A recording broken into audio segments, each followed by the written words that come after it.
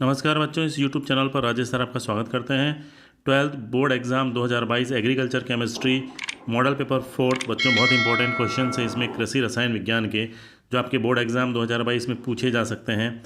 खंड ए जो है इसमें वस्तुनिष्ठ प्रश्न, अति लघुतरात्मक प्रश्न और फिल इन द ब्लैंक्स यानी खाली स्थानों की पूर्ति करने वाले प्रश्नों का समावेश किया गया है। बहुत ही इंपॉर्टेंट प्रश्न है बच्चों।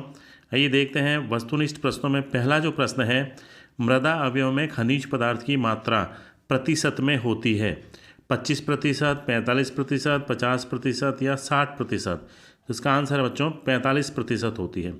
अगला प्रश्न है, सहजीवी नाइट्रोजन स्थिरीकरण करने वाले जीवाणु हैं राइजोबियम, एजोटोबैक्टर, क्लोस्ट्रीडियम या उपरोक्त में से कोई नहीं। तो इसका आंसर जो है बच्चों वो है राइजोबियम जीवाणु। सहजीवी नाइट्रोजन स्थिरीकरण जो करने वाले होते हैं बैक्टीरिया वो राइजोबियम होते हैं। अगला प्रश्न, मृदा कॉलॉइड कणों का आकार है 200 से 300 मिलीमाइक्रोन, 1 से 100 मिलीमाइक्रोन, 1 से 5 सेंटीमीटर या 600 से 800 मिलीमाइक्रोन। तो इसका आंसर है बच्चों 1 से 100 मिलीमाइक्रोन मृदा कॉलॉइडी कणों का आकार होता है। अगला प्रश्न है, धनायनों के विनिमय की व्याख्या किस सिद्धांत द्वारा दी जाती है?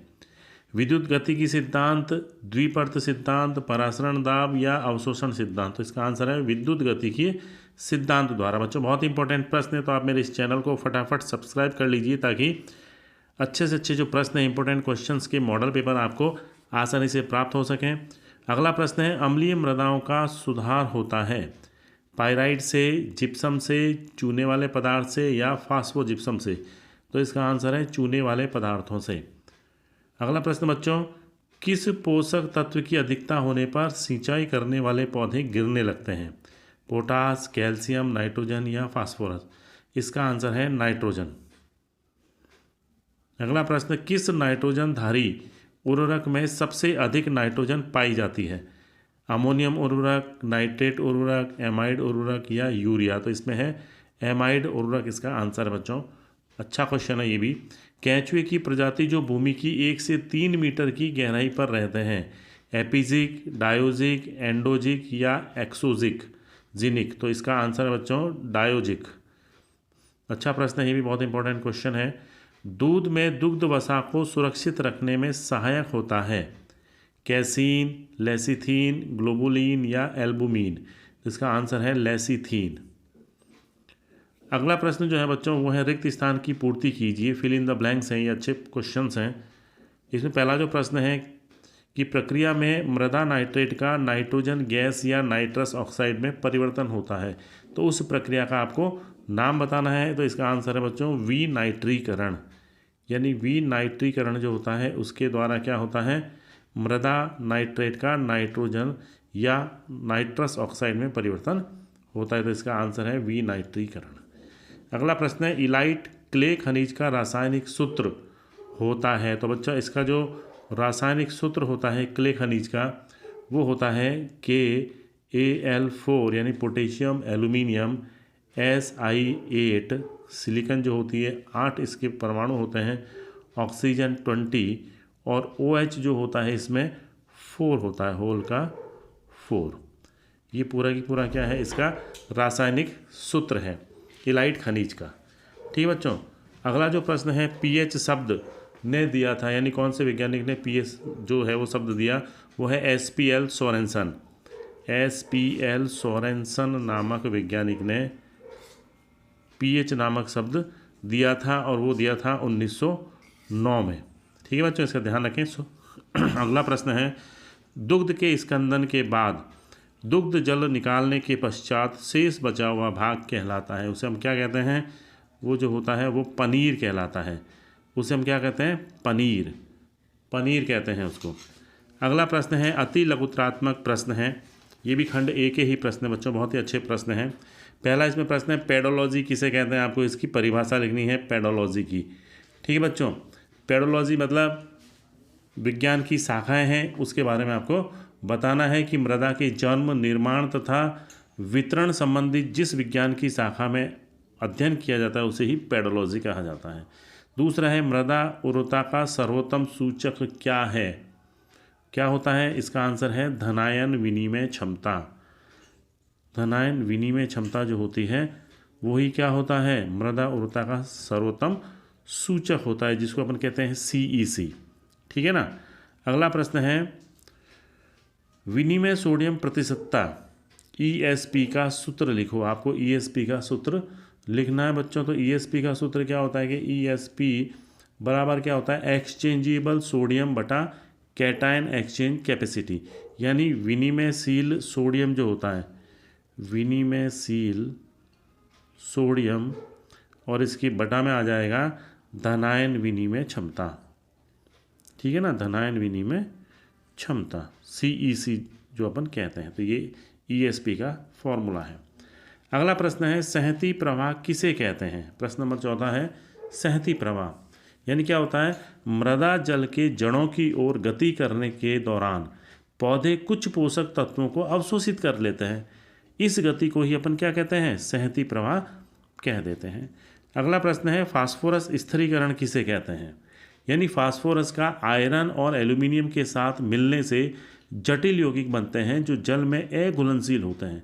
इस प्रक्रिया को क्या कहते हैं, फास्फोरस स्थिरीकरण कह देते हैं। अगला प्रश्न है, हरी खाद देने की 2 विधियों के नाम बताइए। तो इसमें एक तो अपन लिख सकते हैं C2 विधि, दूसरी है हरी पत्तियों से हरी खाद का निर्माण करना, यानी हरी पत्तियों से। ठीक है ना, C2 विधि और हरी पत्तियों से बच्चों ये। ठीक है ना, इंपॉर्टेंट क्वेश्चन हैं। अगला प्रश्न है, कंपोस्टिंग किसे कहते हैं।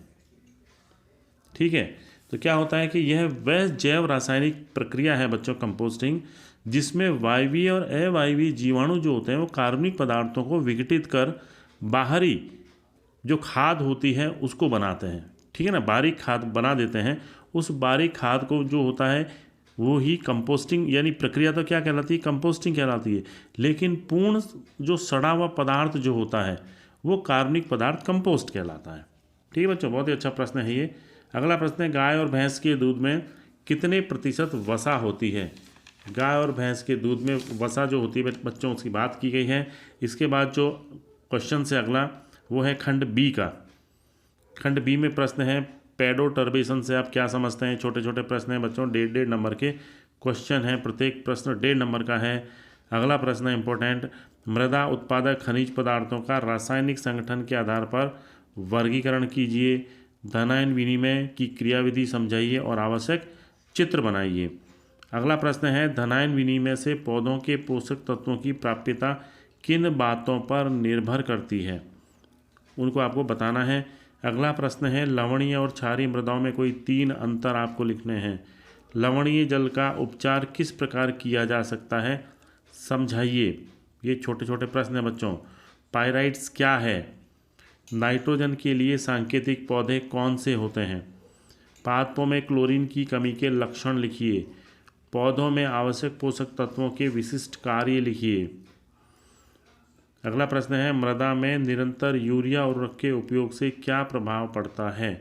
इस प्रकार की मृदाओं को सुधारने हेतु मृदा सुधारक का नाम लिखना है और उसका रासायनिक समीकरण द्वारा उसको समझाना है। अगला प्रश्न है, डाई अमोनियम फॉस्फेट का संगठन तथा उसका गुण लिखिए, यानी इनके संगठन क्या होते हैं और इसके गुण क्या होते हैं। अगला प्रश्न है, सिंगल सुपर फॉस्फेट के कोई 3 गुण लिखिए बच्चों। बहुत ही अच्छे प्रश्न है ये खंड बी के। अब अपन बात करेंगे सेक्शन सी यानी खंड सी की। इसके इंपॉर्टेंट प्रश्न 3 नंबर का प्रत्येक प्रश्न है बच्चों, उसके 3 अंक हैं।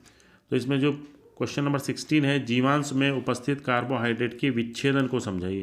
तो आपको केवल कार्बोहाइड्रेट में जो पदार्थ होते हैं, स्टार्च है, ठीक है ना, इनके बारे में आपको इनका विच्छेदन लिखना है। सेलुलोज भी होते हैं।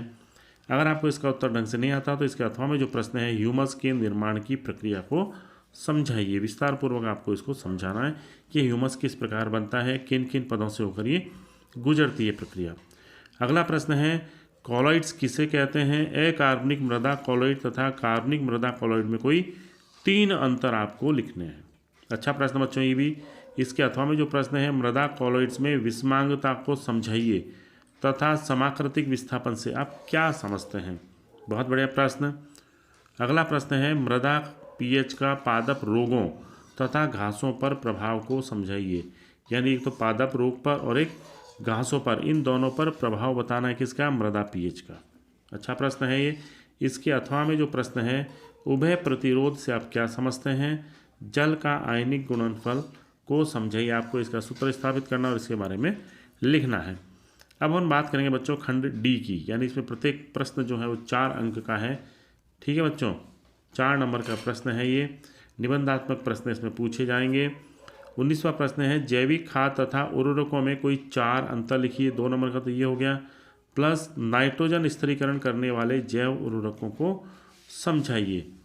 ठीक है, 2 नंबर के, तो टोटल 4 नंबर का प्रश्न है। इसके अथवा में जो ऑप्शन दिया हुआ है वो है बच्चों गोबर की खाद से क्या तात्पर्य है? इनमें कौन कौन से पोषक तत्व पाए जाते हैं? गोबर की खाद तैयार करने की संशोधित गड्ढा विधि को समझाइए। बहुत ही अच्छा प्रश्न बच्चों एग्जाम की दृष्टि से। अगला प्रश्न है दूध में पाए जाने वाले मुख्य अवयव कौन कौन से हैं, समझाइए। उनके बारे में आपको लिखना है कि दूध में कौन कौन से मुख्य अवयव पाए जाते हैं।